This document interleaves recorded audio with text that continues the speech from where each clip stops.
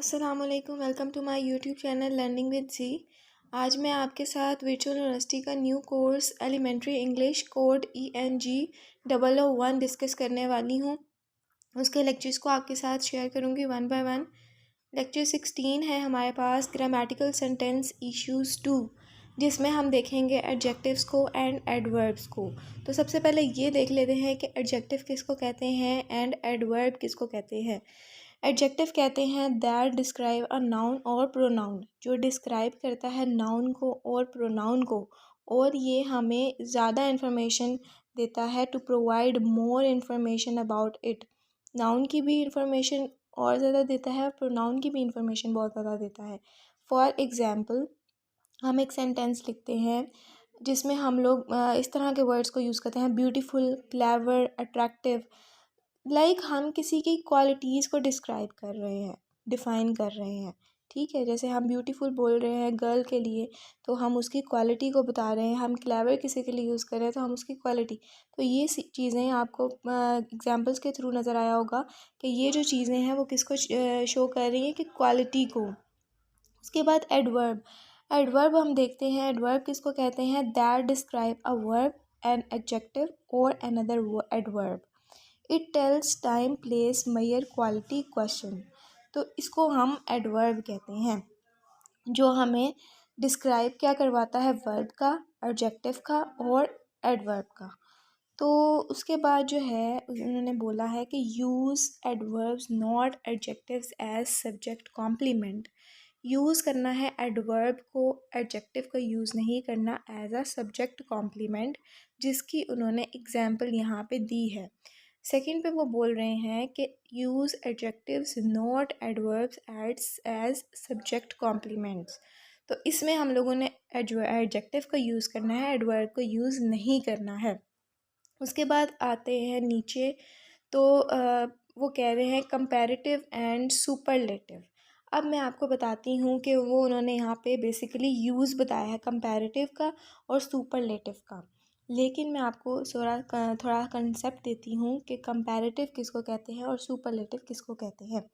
Comparative कहते हैं to show change और make comparisons, like it increase quantity और क्वालिटी। ठीक है, कंपैरेटिव में अब मैं आपको उर्दू में एक्सप्लेन करूँ तो ये एक तरह का चेंज है। आप यहाँ पे एग्जाम्पल देख रहे होंगे। पॉजिटिव, पॉजिटिव मीन्स कि ये सिंपल वर्ड है जिसमें हमने कोई चेंजिंग नहीं की हुई है।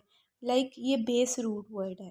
ठीक है, अब सॉफ्ट है, इसमें हमने कोई भी कुछ भी ऐड नहीं किया हुआ, सिंपल वर्ड है जिसमें अब हमने इसको कंपैरेटिव में चेंज करना है। तो हमने ये पढ़ा था कि कंपैरेटिव जो है वो चेंज है एक तरह का। ये इंक्रीज़ करता है क्वांटिटी को और क्वालिटी को। तो ये इंक्रीज़ कैसे होगा? सॉफ्टर। अगर हम इसमें सॉफ्टर ऐड कर देंगे, अगर हम चेंज कर देंगे थोड़ा सा सॉफ्ट को, तो वो एक कंपैरेटिव होगा, और क्वांटिटी और क्वालिटी को इंक्रीज़ कर देंगे तो वो कंपैरेटिव होगा। सुपरलेटिव नेक्स्ट हम देखते हैं। सुपरलेटिव होता है हाईएस्ट क्वालिटी और डिग्री, मतलब कि हाईएस्ट है। सॉफ्ट है, फिर हमने कंपैरेटिव किया सॉफ्टर। अब अगर हम सुपरलेटिव यूज़ करेंगे तो नाम से ही जाहिर हो रहा है कि सुपर है, सुपीरियर है सबसे। तो इसमें क्या? सॉफ्टेस्ट। अब अगर हम आप देख रहे होंगे कि सॉफ्ट है जिससे हमें लग रहा है कि बहुत ही सॉफ्ट है। ठीक है, उसके बाद कंपैरेटिव बोलेंगे तो हमें नॉर्मल एक हमारे माइंड में एक इमेज क्रिएट हो रही है, नॉर्मल सॉफ्ट है। ठीक है, अगर हम सॉफ्टेस्ट बोल देंगे तो हाईएस्ट पे हम लोग सॉफ्टेस्ट बोल देंगे तो हमें लगेगा कि बहुत ज़्यादा सॉफ्ट है। तो इस चीज़ को आपने देखना है कि सब सुपरलेटिव कौन सा है और कंपैरेटिव कौन सा है। अब उन्होंने यहाँ पे यूज़ बताए हैं, वो आप देख सकते हैं। उसके बाद form of comparative and superlative, ये मैंने आपको बता दिया है कि कंपैरेटिव किस तरह से बनता है और सुपरलेटिव किस तरह से बनता है। उसके बाद है डबल कंपैरेटिव और सुपरलेटिव। तो वहाँ पे हम लोग उसकी एग्जांपल देखते हैं। Of all her family Julia is the happiest, not most happiest, above the move.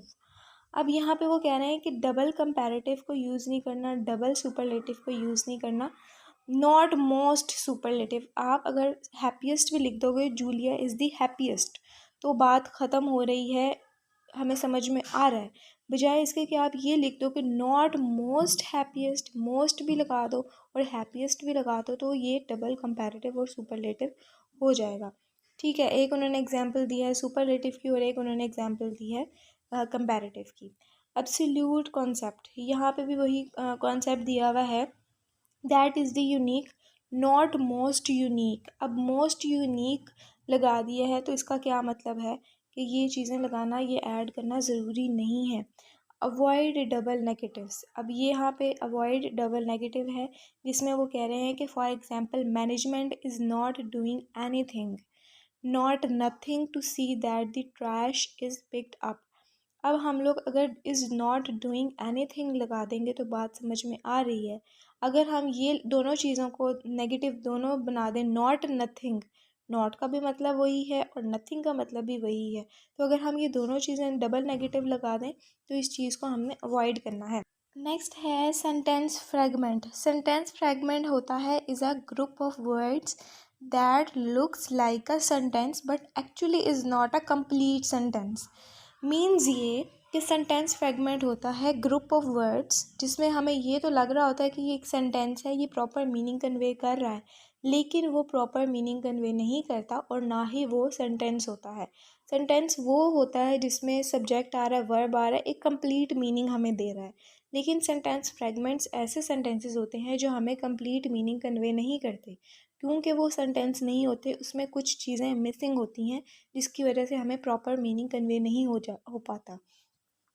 For example अगर मैं कहूँ बिकॉज ऑफ द रेन, अब बिकॉज ऑफ द रेन इसका क्या मतलब है कि ना आगे का सेंटेंस समझ में आ रहा है ना इसकी बात क्लियर सेंस समझ आ रही है कि क्या कहना चाह रहा है।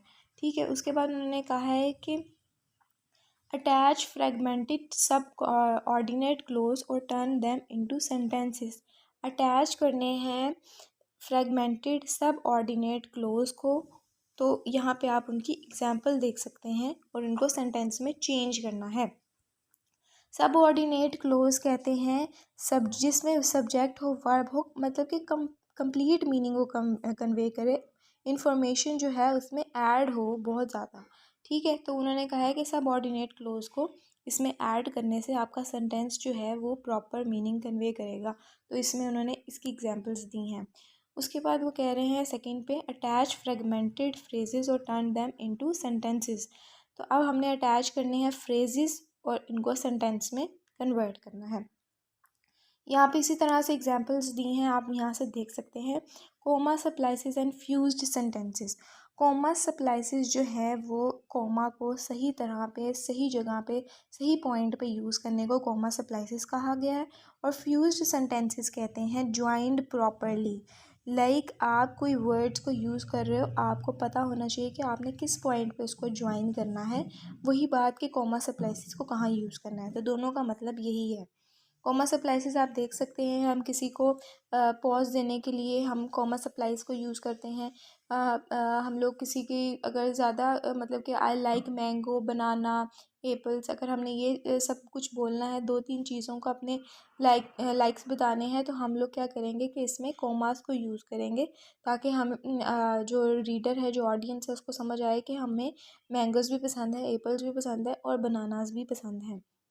तो इस तरह की चीज़ों को आपने ध्यान में रखना है कि कहाँ पे आपने कॉमा सप्लाइज को यूज़ करना है। अब है consider separating the close with the common and a coordinated conjunction. तो इसमें हमने क्या करना है, कोमा को कंजंक्शन से सेपरेट करना है। लाइक हमने एक सेंटेंस बोला, many government officials privately admit that the polygraph is unreliable. अब ये एक सेंटेंस हमने बोल दिया है, फिर हमने कंजंक्शंस को इसमें ऐड करना है, कोमा को इसमें ऐड करना है, सेपरेट करना है, तो हमने नेक्स्ट सेंटेंस को बोलना है। इसकी वो ये इधर ये कह रहे हैं consider separating the clause with a semi colon. अब हमने क्या करना है, सेमी कॉलन से इसको सेपरेट करना है। उसके बाद making this clauses into separate sentences, तो यहाँ पे हमने क्लॉजेस को सेपरेट करना है। उसके बाद यहाँ पे आप देख सकते हैं कि कोमास को कहाँ कहाँ पे यूज़ करना है, उसकी एग्जांपल्स भी दी हैं। लेक्चर नंबर 17 है अफेक्टिव सेंटेंस। अफेक्टिव सेंटेंस की अब हम बात करने वाले हैं कि हम अपने सेंटेंस को किस तरह से कामयाब बना सकते हैं, अच्छा बना सकते हैं, बेहतरीन बना सकते हैं। तो सबसे पहले इशू आता है यूनिटी का। अब यहाँ पे उन्होंने इशू बताया है कि यूनिटी जो है वो जिस सेंटेंस में नहीं होती वो सेंटेंसेस जो हैं वो इफ़ेक्टिव नहीं होते। यूनिटी कहते हैं कि अगर आपका एक सेंटेंस किसी एक टॉपिक को डिस्क्राइब कर रहा है तो आपका सेकंड सेंटेंस या फिर आपका जो होल पैराग्राफ है वो एक ही चीज़ को शो करेगा, तो आपकी यूनिटी होगी। ये नहीं कि आप एक सेंटेंस में एक और बात कर रहे हैं लेकिन एंड पे जाके या सेकंड सेंटेंस में आपकी बात चेंज हो जाए, आपकी बात का मतलब चेंज हो जाए, तो ये यूनिटी नहीं है। तो इसमें क्या कह रहे हैं, यूनिटी मैंने आपको बताया। उसके बाद है issue number coherence. Issue number 2 है कोहेरेंस। तो कोहेरेंस का क्या मतलब है कि आप जो है कोहेरेंस में क्लियर एक मीनिंग कन्वे करते हैं, इजी मीनिंग कन्वे करते हैं, जिससे जो ऑडियंस है, जो रीडर है, उसको ईजीली आपका मतलब समझ में आ जाए। ठीक है। तो यहाँ पे अगर तो हम हमारा जो मीनिंग है, वो इन्फॉर्मेशन जो हम दे रहे हैं वो बहुत ज़्यादा डिफ़िकल्ट है, नेक्स्ट पर्सन को समझ नहीं आ रही, उसको समझने में प्रॉब्लम हो रही है, तो हमारा ये भी इशू हो सकता है। इस तरह के सेंटेंसेस को यूज़ करना है, इस तरह की ग्रामर को यूज़ करना है ताकि आपका मीनिंग जो है वो प्रॉपर और इजी वे में कन्वे हो। उसके बाद इशू नंबर 3 है एम्फसाइजेस। एम्फसाइजेस का मतलब ये है कि कुछ पर्सन्स को, जो राइटर होता है, अगर आपको समझ में नहीं आया आपने किस वर्ड पे, किस सेंटेंस पे एम्फसाइज करना है, किस सेंटेंस को जो है वो हाईलाइट करना है। एम्फसाइज का मतलब है एक्चुअली हाईलाइट करना। हमने कोई वर्ड बोला है, हम उस किसी एक वर्ड को या पूरे सेंटेंस को उस पैराग्राफ में से हम हाईलाइट करना चाह रहे हैं, उसको एम्फसाइज करना चाह रहे हैं उस पर, तो हम उसको ठीक तरह से एम्फसाइज नहीं कर पाए, जिसकी वजह से हमारा सेंटेंस जो है वो इफ़ेक्टिव नहीं बन सकता, उसका इशू है। तो हमने इस तरह के वर्ड्स को चूज़ करना है। यहाँ पे एग्जांपल दी है जैसे, अब हमारी मर्ज़ी है हम नेक्स्ट पर्सन को किस तरह से जो है वो मीनिंग कन्वे करना चाह रहे हैं, हम किस बात पे अपनी, किस वर्ड पे अपनी एम्फसाइज़ करना चाह रहे हैं, तो हम उस पर एम्फसाइज़ कर सकते हैं। लेकिन इससे क्या होता है कि आपका जो मीनिंग जो है वो चेंज हो जाता है। अगर आपने गलत एम्फसाइज़ किया है किसी वर्ड पे, तो आपका मीनिंग जो है वो चेंज हो जाएगा। उसके बाद इशू नंबर 4 है पैरेललिज्म। पैरेललिज्म का मतलब है कि use similar words to emphasize similar ideas in a sentence. इसमें हम लोग क्या करते हैं कि सिमिलर वर्ड्स को यूज़ नहीं करते ठीक तरह से। हम लोग एक वर्ड को यूज़ कर दिया, सेकंड लाइन में हम लोग सिमिलर वर्ड्स की यूज़ करने की बजाय हम कुछ और वर्ड्स को यूज़ कर देते हैं, जिससे हमारा जो रीडर है, जो ऑडियंस है, वो कंफ्यूज हो जाएगी। फर्स्ट लाइन पे इसने हमें ये वर्ड इंट्रोड्यूस करवाया था, इसका मीनिंग ये बताया, और सेकंड पे जो है इसने कोई और वर्ड ऐड करके कंफ्यूज कर दिया है। ठीक है। तो आपने इस चीज़ का ध्यान रखना है कि पैरेललिज्म यूज़ करने हैं ऐसे सिमिलर वर्ड्स जो इजीली आपका मैसेज जो है वो रीडर जो है कंफ्यूज ना हो। इशू नंबर 5 है नीडेड वर्ड्स। अब इसमें आप लोगों ने क्या करना है, ऐसे ही वर्ड्स को यूज़ करना है जिसकी हमें ज़रूरत है, नीड है, या बजाय इसके कि हमें जो चीज़ नहीं चाहिए, जो वर्ड्स नहीं चाहिए, हम उसको ऐड नहीं कर सकते अपने सेंटेंसेस में, अपने वर्ड्स में। इशू नंबर 6 है शिफ्ट। शिफ्ट का मतलब है कि मूव टू द नेक्स्ट, यानी कि चेंज। अगर हम अपने सेंटेंस में बोलते हैं, यहाँ पे भी लिखा है फर्स्ट सेकंड थर्ड पर्सन, तो हम लोग क्या करते हैं कि शुरू में पैराग्राफ के हम लोग ने कहा है कि फर्स्टली हम ये बात कर रहे हैं, तो सेकेंडली हम ये चीज़ को यूज़ कर रहे हैं, ये वर्ड्स को यूज़ कर रहे हैं सेंटेंस। अब शिफ्ट जो है वो किसी भी तरह से हो सकते हैं। फर्स्ट, अगर हम फर्स्ट पे बात कर रहे हैं, सेकंड पे हमें पता होना चाहिए कि हमने सेकंड पे क्या बात करनी है। इसी तरह से अगर वर्ड्स की हम एग्जांपल लें तो हमें पता होना चाहिए कि फ़र्स्ट पे हमने कौन से वर्ड्स यूज़ किए हैं, सेकंड लाइन में हमने कौन से वर्ड्स को यूज़ करना है, कौन से बात को यूज़ करना है। तो शिफ्ट का मतलब ये है कि हमने जो चेंज करना है, जो नेक्स्ट चीज़ पे हम मूव हुए हैं, उसको हमने क्लियरली तौर पे यूज़ करना है। अब यहाँ पे लिखा है avoid sudden shifts from indirect to direct questions and quotations. Avoid करना है सडन, एक अचानक से जो शिफ्ट आप करते हैं इनडायरेक्टली और डायरेक्टली क्वेश्चंस पे और कोटेशंस पे, इसको आपने अवॉइड करना है। अब है lecture number 18 style guideline and pitfalls. इसमें क्या उन्होंने थर्ड पे यहाँ पे 3 पॉइंट्स बनाए हैं। Firstly, proper words in proper places. आपने प्रॉपर वर्ड्स को यूज़ करना है और प्रॉपर प्लेसेस पे यूज़ करना है। सेकंड पे वो कह रहे हैं थिंकिंग आउट इनटू लैंग्वेज। आगे इन्होंने राइटर के नाम भी लिखे हैं, जो ये चीज़ है, जो ये लाइंस बोलते हैं, जिनकी ये कोटेशंस हैं। टू हैव समथिंग टू से एंड से it as clearly as you can. तो उसके बाद यहाँ पे ये 3 चीज़ों का आपने सबसे पहले ध्यान रखना है। आप कोई भी चीज़ राइट करें, पैराग्राफ, सेंटेंस, ऐसे, समरी, कुछ भी राइट कर रहे हैं तो आपने इस चीज़ों का ध्यान रखना है। उसके बाद how to convey a good message, dos of style. आपने क्या, किस तरह से जो मैसेज है वो कन्वे करना है। फर्स्टली आपने क्या करना है, ओमिट नीडलेस वर्ड। नीडलेस, जिस वर्ड की हमें ज़रूरत ही नहीं है, नीड ही नहीं है, उन वर्ड को आपने ओमिट कर देना है। सेकेंड पे, be sparing with adjective but lavish with verbs. Beware of your special words, do not overstate, remember your signpost। तो इन चीज़ों का आपने ध्यान रखना है, इस तरह से जो आपका मैसेज है वो अच्छा बन सकता है। इस चीज़ों को आपने अवॉइड भी करना है। बेसिकली यहाँ पे अवॉइड बताया हुआ है कि इन चीज़ों को अगर आप अवॉइड करेंगे तो आपका जो मैसेज है वो अच्छा बन सकता है। Style pitfalls, don'ts of style. तो इसमें फर्स्ट चीज़ है कलोक्यलिज्म। इसमें क्या है कि this can best be describe as writing in a way that one would speak. तो कलोक्यलिज्म कहते हैं अ वर्ड और phrase that is not formal. जो चीज़ आप बोल रहे हैं, राइट कर रहे हैं, उसको आप प्रॉपरली जो है वो इनफॉर्मल वे में यूज़ नहीं, फॉर्मल वे में यूज़ नहीं करते, ये इनफॉर्मल वे में आप इसको यूज़ करते हैं। तो फिलर वर्ड्स जो होते हैं वो बेसिकली क्या होता है कि जैसे हम लोग कोई सेंटेंस बोल रहे हैं, अब हमें सेंटेंस में बोलते बोलते समझ नहीं आ रही कि हमने नेक्स्ट सेंटेंस किस तरह से शो करना है, किस तरह से बोलना है। तो हम क्या करते हैं, एक टाइम लेने के लिए ऑडियंस के सामने, या कोई हम प्रेजेंटेशन दे रहे हैं जिसमें हमें टाइम चाहिए कि हम नेक्स्ट सेंटेंस को याद कर सकें, तो हम इस तरह के वर्ड्स को यूज़ कर रहे होते हैं, लाइक, यू नो। इस तरह से हम लोग टाइम वेस्ट कर रहे होते हैं बेसिकली। तो इसको हम लोग फिलर वर्ड्स कहते हैं।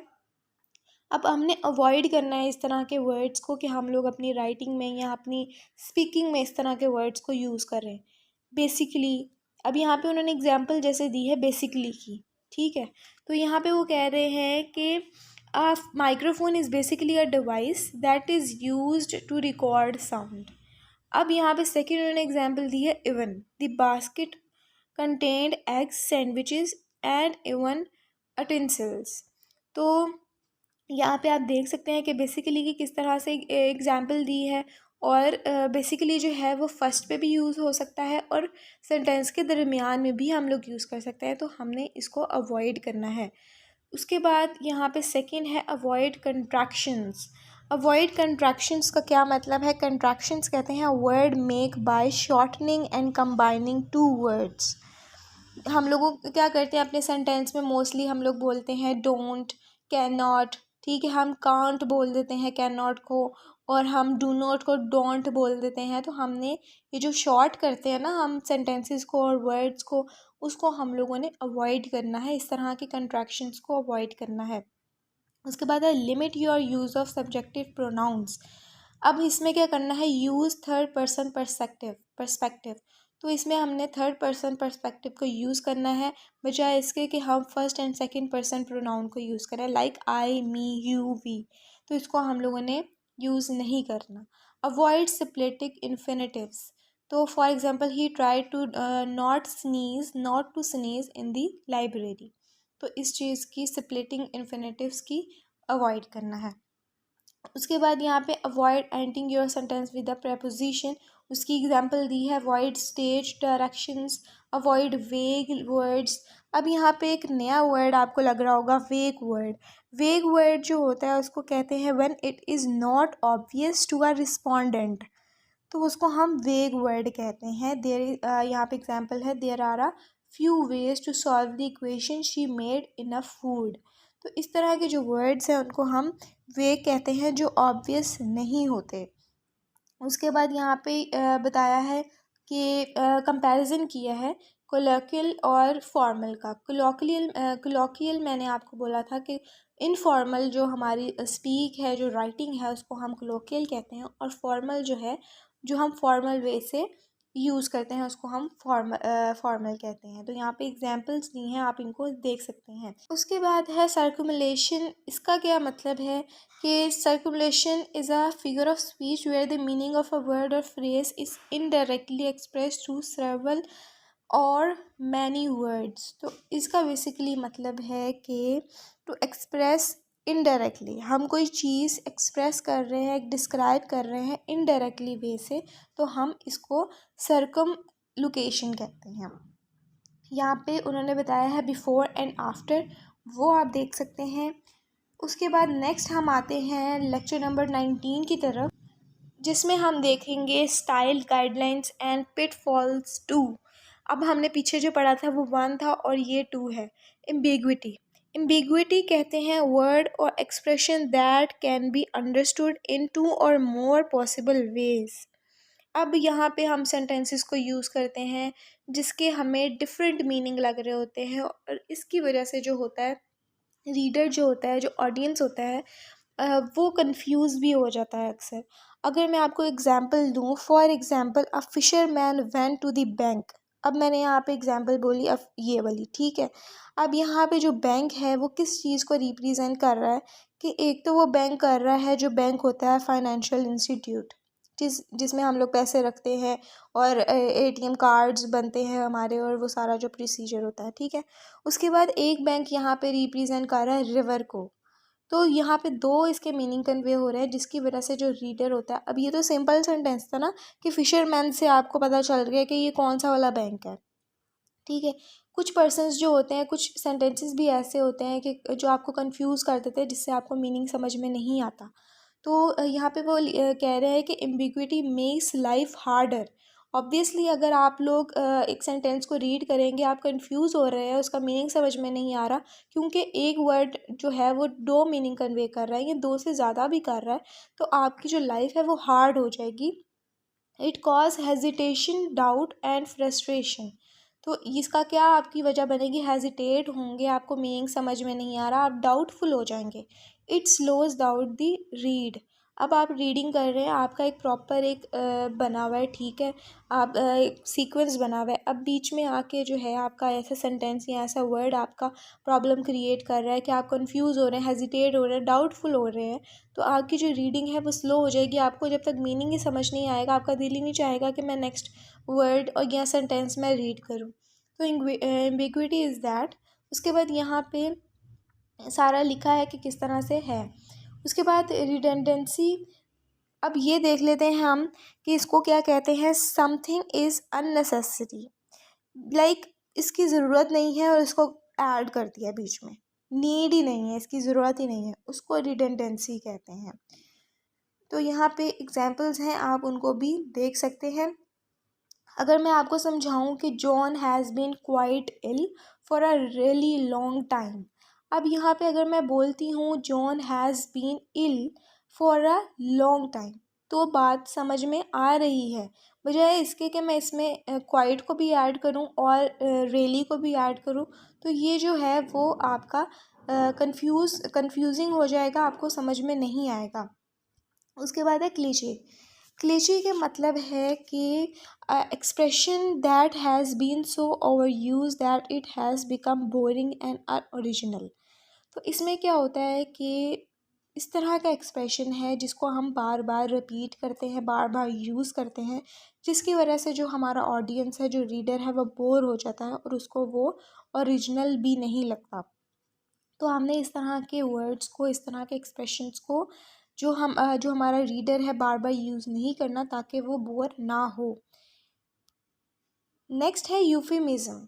यूफेमिज्म कहते हैं पोलाइट टर्म को, कि हमारे पास जो है ऐसे वर्ड्स होते हैं जिसमें हम सब्स्टिट्यूट जो है यूज़ करते हैं और हार्श वर्ड को इसको एक्सचेंज कर देते हैं। लाइक हमारे पास हार्श वर्ड्स होते हैं, हम उसके सब्स्टिट्यूट में लेस हार्श वर्ड्स को यूज़ कर देते हैं, एक पोलाइट वे को, एक पोलाइट टर्म को यूज़ कर देते हैं, उसको हम यूफेमिज्म कहते हैं। उसके बाद यहाँ पे आप देख सकते हैं कि किस तरह से हमने इसको यूज़ करना है। उसके बाद उसके बाद है ग्रैंडिलोक्वेंस। इसमें हम लोग क्या कहते हैं, कलरफुल लैंग्वेज है, ऐसे गुड वे को यूज़ करते हैं, अच्छे तरीके से जो बोलना होता है ना उसको हम ग्रैंडिलोक्वेंस कहते हैं। यहाँ पे आप देख सकते हैं कि हम हार्श वर्ड्स को, हार्श सेंटेंसेस को यूज़ नहीं करते, एक पोलाइट वे को, एक गुड वे को रिप्रेजेंट करते हैं, प्रेजेंट करते हैं, तो उसको हम ये कहते हैं। नेक्स्ट है एक्रेसेंस। एक्सक्रेसेंस कहते हैं ऑकवर्ड वर्ड्स को, लाइक हम अजीबो गरीब से और स्ट्रेंज वर्ड्स को यूज़ कर रहे हैं, ऑकवर्ड वर्ड्स को यूज़ कर रहे हैं, उसको हम लोग एक्सक्रेसेंस कहते हैं। उसके बाद है इनसेपरेबल। इनसेपरेबल को कहते हैं हम लोग कि अनेबल टू सेपरेट और डिसजॉइंट। हम जो हैं वो अनेबल हैं कि हम सेपरेट करें और डिसजॉइंट करें वर्ड्स को, उसको हम इनसेपरेबल कहते हैं, जिसको हम सेपरेट नहीं कर सकते हैं। तो यहाँ पे एग्जांपल दी है चॉप एंड चेंज, अगर हम इसको मतलब कि सेपरेट नहीं कर सकते। उसके बाद है स्लैंग। स्लैंग कहते हैं that too informal to use in certain situations, तो इसको हम स्लैंग कहते हैं। यहाँ पे आप देख सकते हैं जो स्लैंग में इन्होंने लिखा है। अब है lecture number 20, paragraph writing types and techniques. What is a paragraph? Paragraph क्या होता है? पैराग्राफ वो होता है जिसमें a paragraph is a collection of related sentences dealing with a single topic.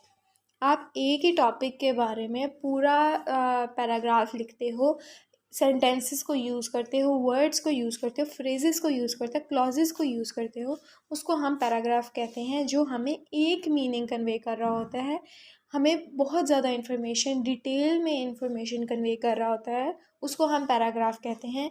लेकिन उसका टॉपिक जो है वो एक ही होता है। अगर हमने एक कोई चीज़ है, फॉर एग्ज़ाम्पल हम बात कर लें अगर कि हमने गुड वे को का पैराग्राफ लिखना है कि हम किस तरह से गुड वे से टॉक कर सकते हैं, कम्युनिकेशन कर सकते हैं, तो हमारा ये टॉपिक है, हमने पैराग्राफ लिखना है। उसमें हम डिफरेंट सेंटेंसेस को यूज़ करेंगे, डिफरेंट मीनिंग को यूज़ करेंगे, और हम लोग एक ही टॉपिक के रिलेटेड बात करेंगे। तो हम लोग क्या करेंगे कि इसमें जो है यूनिटी का यूज़ होगा, कोहेरेंस का यूज़ होगा, और टॉपिक, सेंटेंस, एडुकेट, डेवलपमेंट। तो सबसे पहले यहाँ पे है यूनिटी। यूनिटी का मैंने आपको पहले एक कोर्स ख़त्म करवाया था, वर्चुअल यूनिवर्सिटी का ही, ENG 201 कोड था उसका। अगर आपने वो मेरी वीडियोस नहीं देखी उससे रिलेटेड तो वो भी देखें, क्योंकि मैंने उसमें जो है वो डीपली डिफ़ाइन किया है यूनिटी कोहेरेंस को, बहुत अच्छा वहाँ पे लिखा हुआ था उसके नोट्स में, और मैंने भी आपको अच्छे तरीके से एक्सप्लेन किया था, तो आप वहाँ से भी देख सकते हैं। तो बाय द वे मैं आपको बताती हूँ कि यूनिटी का मतलब है कि आप एक सेंटेंस लिख रहे हैं, आपके पास एक टॉपिक है, आपने हर सेंटेंस जो है उसको उसमें यूनिटी को शो करना है। आपका सेंटेंस, हर सेंटेंस स्टार्ट टू एंड या मिड आपका जो है वो यूनिटी को शो कर रहा हो, कि आपका जो रिलेशन है हर सेंटेंस का वो एक दूसरे के साथ हो, कनेक्टेड हो। ठीक है, आपकी जो बात है, जो मीनिंग है वो एक ही रहे, एक ही टॉपिक से रिलेटेड रहे। अब आप ये नहीं कर सकते कि स्टार्ट में आप किसी और टॉपिक के बारे में बात कर रहे हैं और आप एंड पे जो है वो किसी और टॉपिक को लेके बैठ गए हैं। ऐसा नहीं है, आपका यूनिटी को शो होना चाहिए, जो आपका पैराग्राफ इफेक्टिव बनाती है।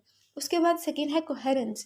कोहेरेंस का मतलब ये है कि हमने ऐसे सिंपल वर्ड्स को यूज़ करना है, ऐसे ग्रामर को यूज़ करना है जिससे हमारा जो मीनिंग है वो प्रॉपर कन्वे हो और इजी वे में अंडरस्टैंड हो जाए। तो उसके बाद यहाँ पे लॉजिकल ब्रिजेस दी हैं और वर्बल ब्रिजेस दी हैं जिसको आप रीड कर सकते हैं। उसके बाद है थर्ड पे और टॉपिक सेंटेंस। टॉपिक सेंटेंस कहते हैं कि जो आपका फर्स्ट पूरे सेंटेंसेस में जो फर्स्ट आपकी लाइन होगी या फर्स्ट वर्ड होगा उसको हम टॉपिक सेंटेंस कहते हैं। उसके बाद है फोर पे डेवलपमेंट। आप किस तरह से डेवलपमेंट कर सकते हैं। The topic which is introduced by the topic sentence should be discussed fully and adequately. तो इसमें आप क्या करना है आपने कि टॉपिक सेंटेंस आपको समझ में आ गया कि क्या हमारा टॉपिक होने वाला है, तो आपने बाकी जो सेंटेंसेस हैं, जो बाकी डिस्कशन है, आपने बाकी की डेवलपमेंट वाले टॉपिक में करनी है, कि उसी टॉपिक को पकड़ के आपने डिस्कस करना है, उसी के बारे में इंफॉर्मेशन देनी है। यहाँ पे सब मेथड्स दिए हैं to make sure your paragraph is well developed. अब हम वो देखते हैं methods, use examples and illustrations. Examples को यूज़ करना है, इलस्ट्रेशंस को यूज़ करना है, फैक्ट, एविडेंस, डिटेल, अदर, इन चीज़ों को आपने यूज़ करना है। उसके बाद व्हाट अदर पीपल से सच एज क्वाइट्स एंड पैराफ्रेजेस। पैराफ्रेजेस और क्वार्ट्स बहुत ज़्यादा ज़रूरी होते हैं। आप कोई सेंटेंस अगर लिख रहे हैं, कोई पैराग्राफ लिख रहे हैं, इवन दैट आप कोई समरी भी लिख रहे हैं, तो आप कोट अगर लिख देते हैं किसी राइटर का, किसी पर्सन का, एग्जैक्ट वही वर्ड्स, एक्चुअल वर्ड्स को आप अगर लिख देते हैं, तो आपका जो सेंटेंस है वो बहुत ज़्यादा ब्यूटीफुल लगता है, प्रीटी लगता है। उसके बाद है define terms in the paragraph. Different terms को आपने यूज़ करना है, कंपेयर एंड कंट्रास्ट करना है, कॉजेज एंड रीजंस, एवेल्यूएट। उसके बाद इफेक्ट हैं, कॉन्सिक्वेंसेज हैं, एनालाइज करना है टॉपिक को। ये बेसिकली आपको पैराग्राफ लिखने का एक तरीका बताया है, मेथड बताया है, आप किस तरह से इन चीज़ों को यूज़ करके अपना पैराग्राफ अच्छा बना सकते हैं। उसके बाद है टाइप्स पैराग्राफ की। उसमें सबसे पहली है सिंपल लिस्टिंग पैराग्राफ।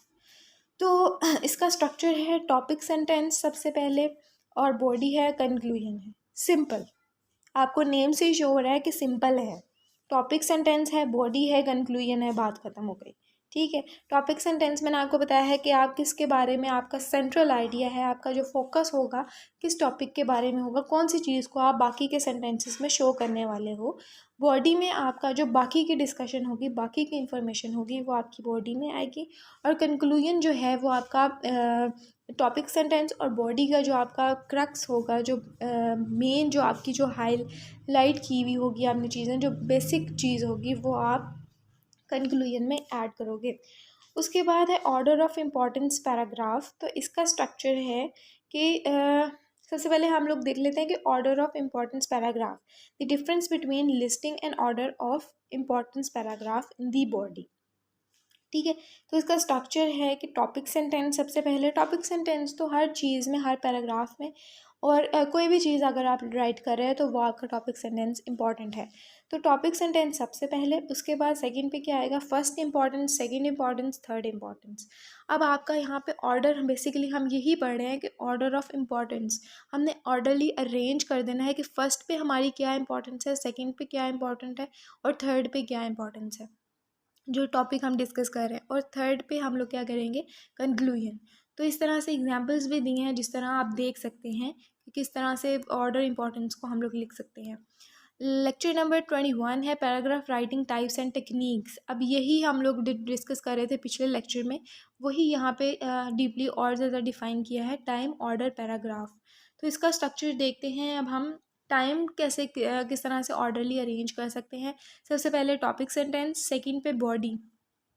अब यहाँ पे बॉडी में जो है, हम अगर किसी की कोई टाइम वाली चीज़ है, हम लोग किसी की पुरानी बात को, पास्ट के बात को डिस्कस कर रहे हैं, हम कोई फ्यूचर से रिलेटेड या प्रेजेंट से रिलेटेड हम कोई चीज़ को डिस्कस कर रहे हैं, तो हम लोग क्या करेंगे, went to London, went to Paris, went to Rome, return home. अब इन चीज़ों को हमने सीक्वेंस वाइज ऑर्डरली अरेंज करना है कि हम लोग सबसे पहले जो है वो लंदन गए, फिर पेरिस गए, फिर रोम गए, और फिर हम रिटर्न जो है वो होम आ गए। तो ये सब चीज़ें जो होंगी वो हमारे टाइम में आएंगी। थर्ड पे हमारा कंक्लूजन आएगा। तो यहाँ पे आप एग्जाम्पल देख सकते हैं, ये बहुत इजी सा है, अगर आप खुद भी रीड करेंगे तो आपको समझ में आ जाएगा। उसके बाद है spatial order paragraph use to describe spaces. तो यहाँ पे आप उसकी एग्जांपल्स भी देख सकते हैं कि स्पेशल ऑर्डर को किस तरह से अरेंज किया जाता है। Location word, special order paragraph practice, यहाँ पे प्रैक्टिस भी है, आप उसको देख सकते हैं। उसके बाद यहाँ पे स्ट्रक्चर बताया हुआ है, इंट्रोडक्शन है, सेंट्रल आइडिया है, बॉडी है, फर्स्ट पैराग्राफ है, फर्स्ट पैराग्राफ में सेंट्रल आइडिया है, बॉडी है। उसके बाद कंक्लूजन है, सेकंड पैराग्राफ में जो है वो सेंट्रल आइडिया आता है, बॉडी आती है, कंक्लूजन आता है। थर्ड पैराग्राफ में central idea, body, conclusion, conclusion और सेंट्रल आइडिया। तो ये जो है वो स्पेशल की एग्जाम्पल है। फिर है कंट्रास्टिव कंपोजिशन। कंट्रास्टिव कंपोजिशन कहते हैं कि जो राइटर है वो आइडेंटिफाई करना चाह रहा है difference between people, places, ideas और थिंग्स। इन चीज़ों के बारे में वो आइडेंटिफाई कर रहा है और डिफरेंस कर रहा है इन चीज़ों का। जो दो चीज़ों का डिफरेंस है ना बेसिकली, उसमें वो जो है कंट्रास्टिव कंपोजिशंस में आएगा। कंट्रास्ट कर रहे हैं हम दो चीज़ों से रिलेटेड। तो वहाँ पे आप ये एग्जांपल देख सकते हैं। स्ट्रक्चर में आता है पैराग्राफ 1 टॉपिक सेंटेंस, पैराग्राफ 2 और 3 में जो है वो कंपैरिजन आता है, वो किसी भी चीज़ के रिलेटेड जो भी टॉपिक है आपका। उसके बाद थर्ड में आपका कंक्लूजन आ जाती है, तो वो यहाँ पे दिया है। उसके बाद कॉज एंड इफ़ेक्ट कंपोजिशंस आते हैं, जिसमें आप इफ़ेक्ट बताते हैं, कॉजेज़ बताते हैं जो टॉपिक है उसके रिलेटेड। उसके बाद यहाँ पे एग्जांपल है, उसका जो स्ट्रक्चर है वो है इंट्रोडक्शन है, बॉडी है। बॉडी में आप कॉज बताते हैं, कॉज में आप इंट्रोडक्शन बताते हैं, बॉडी बताते हैं, फिर कंक्लूजन बताते हैं। सेकंड पे आप अफेक्ट बताते हैं, उसमें भी हम लोग इसी तरह से इंट्रोडक्शन देते हैं, बॉडी देते हैं, कंक्लूजन देते हैं। थर्ड पे हम कंक्लूजन, मतलब कि सारे ये जो डिस्कस कर रही हूँ मैं आपके साथ, कॉज एंड इफ़ेक्ट या जो भी पीछे हम पढ़ के आए हैं, उसमें बेसिकली एक ही चीज़ को डिस्कस किया हुआ है, उनका स्ट्रक्चर एक ही है। अगर हमें नाम से जिस तरह ज़ाहिर हो रहा है कि टाइम वाला ऑर्डर है अगर हमने अरेंज करना, तो उसमें हमने टाइम को अकॉर्डिंगली लेके चलना है। पैराग्राफ 1 में पैराग्राफ 1 और 3 जो है वो सेम ही है। टॉपिक सेंटेंस है, इंट्रोडक्शन है, सेंट्रल आइडिया, ठीक है। फर्स्ट पे यही डिस्कस होता है और एंड जो है वो कंक्लूजन पे ही होता है।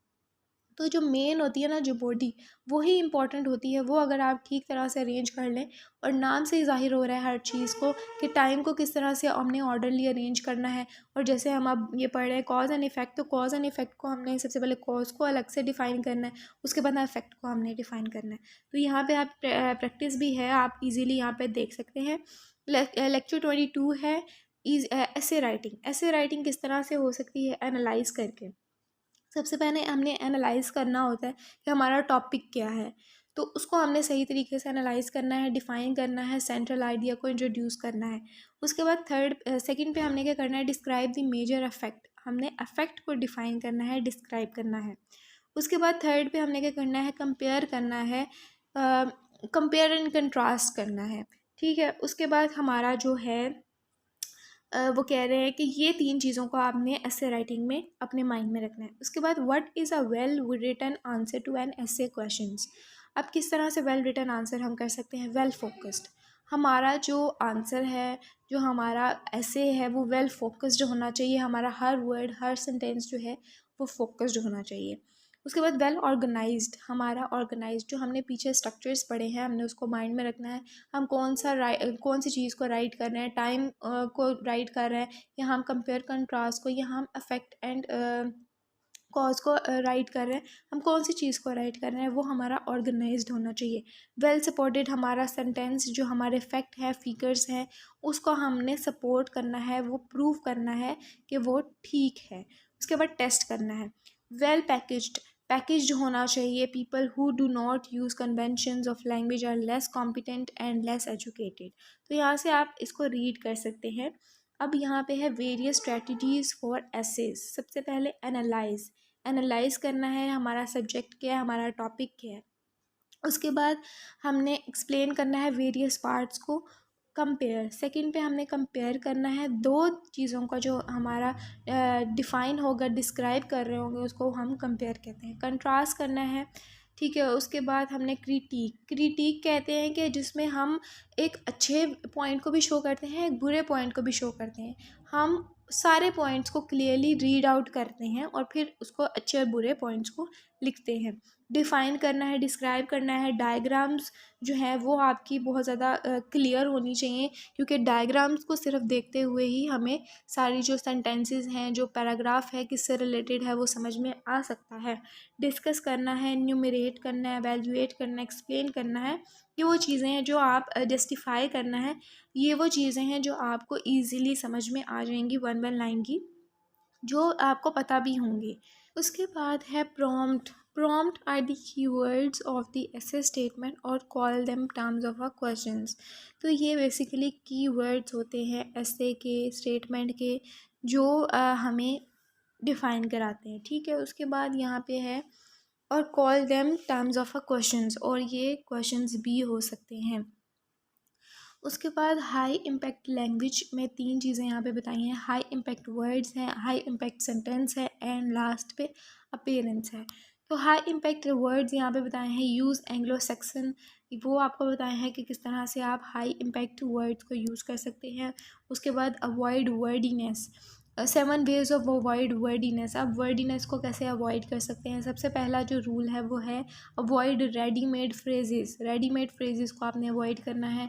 अवॉइड रिपीटेशन, बार बार रिपीट होने वाले वर्ड्स को अवॉइड करना है। Avoid passive and expletive structures. Passive words को बेसिकली आपने अवॉइड करना है। उसके बाद अवॉइड सर्कुलेशन एंड पॉम्सिटी को आपने अवॉइड करना है। अवॉइड यूफेमिज्म को अवॉइड करना है। Use रिवर्ब्स rather than nouns. आपने यूज़ करना है वर्ब्स को rather than nouns. Rule number 7 है short and modifier. Short and modifier को आपने यूज़ करना है। अब यहाँ पे स्ट्रक्चर बताया है simple, compound and complex. Put subject first, use active voice. ये इसका स्ट्रक्चर है हाई इम्पैक्ट लैंग्वेज का। सिंपल सेंटेंस में हमने सिंपल यूज़ करने हैं सेंटेंसेस। कंपाउंड का मतलब होता है कि दो जो आप डिफ्रेंशिएट कर देते हैं ना चीज़ें। यहाँ पे जैसे एग्जांपल दी है, आप एक सेंटेंस इंट्रो आपने लिखा, सेकंड पे आपने दूसरा सेंटेंस लिख दिया, मतलब कि दोनों जो हैं सेंटेंसेस वो अपना अपना मीनिंग कन्वे कर रहे हैं, लेकिन आपने उसको जो है वो एक कंजक्शंस के थ्रू, कॉमास, स्प्लाइसेस के थ्रू आपने उनको डिफरेंस उनका कर दिया है, तो उसको हम कंपाउंड सेंटेंसेस कहते हैं। उसके बाद कॉम्प्लेक्स सेंटेंसेस वो होते हैं जो हमें डिफ़िकल्ट लगते हैं रीड करने में। पुट सब्जेक्ट फर्स्ट, सब्जेक्ट को हमने फर्स्ट पे रखना है। यूज़ एक्टिव वॉइस को यूज़ करना है। उसके बाद अपेरेंस का यहाँ पे बताया है, वो आप रीड कर सकते हैं यहाँ से। ओरिजिनल वर्ड्स को यूज़ करना है। बेस रूट वर्ड्स को यूज़ करना है। टॉपिक सेंटेंस ऐड है डिवाइडेड इनटू पैराग्राफ, वो आप यहाँ पे देख सकते हैं। वर्ड चॉइस देख सकते हैं कि किस तरह के चॉइस करना है अपने वर्ड्स को, जो आपके वर्ड से जो आपके सेंटेंस को मीनिंग कन्वे करेगा। कौन से वर्ड नाउन्स को यूज़ करना है, कौन से वर्ड्स को यूज़ करना है, कौन सी चीज़ों को आपने यूज़ करना है, वो आप देख सकते हैं यहाँ से। सेंटेंस शॉर्ट एंड आप देख सकते हैं कि यहाँ पे डिफाइन किया हुआ है। सेंटेंस मेड एक्टिव, किस तरह से आप अपना सेंटेंस जो है वो एक्टिव वॉइस बना सकते हैं, वो आप देख सकते हैं। मल्टीपल आइडियाज़ आइटमाइज्ड, वो यहाँ पे आप देख सकते हैं। तो आज का जो हमारा लेक्चर है, जो मैंने आपको डिलीवर किए हैं 16 लेक्चर से 22 लेक्चर तक, तो आई होप आपको समझ आई होगी सारा। तो आज के लिए इतना ही। अल्लाह हाफिज़। ऑल्सो वीडियो को लाइक करें, सब्सक्राइब करें, कमेंट करें और ऑल्सो शेयर करें।